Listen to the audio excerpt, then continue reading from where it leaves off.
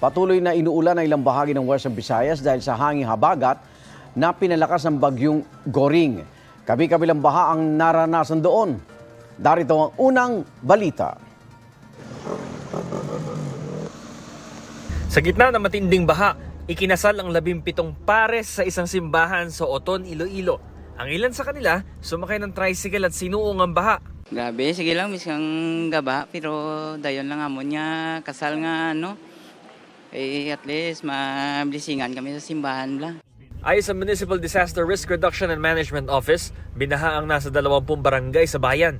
Mahigit 2,000 residente ang inilikas sa mga evacuation center. Pero isyo naman sa mga motorista ang mga binahang kalsada.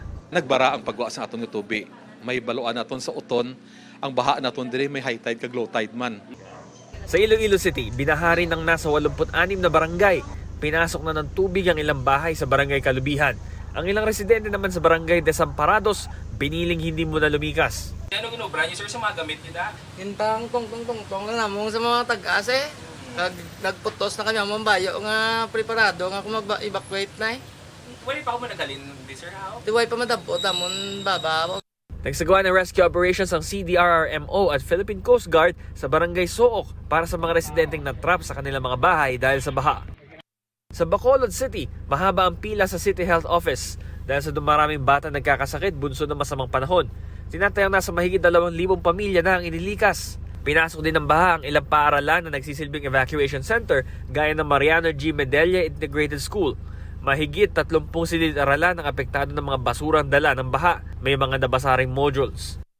Sa Antique naman, nagka-landslide sa ilang kalsada sa barangay Igbarawan sa bayan ng Patnongon. Kasunod ito ng naranasang katamtaman hanggang malakas na ulan. Nakitaan din ang mga bitak ang ilang kalsada sa mga barangay ng Igbukagay at Bongbongan 3 sa bayan ng Hamtik.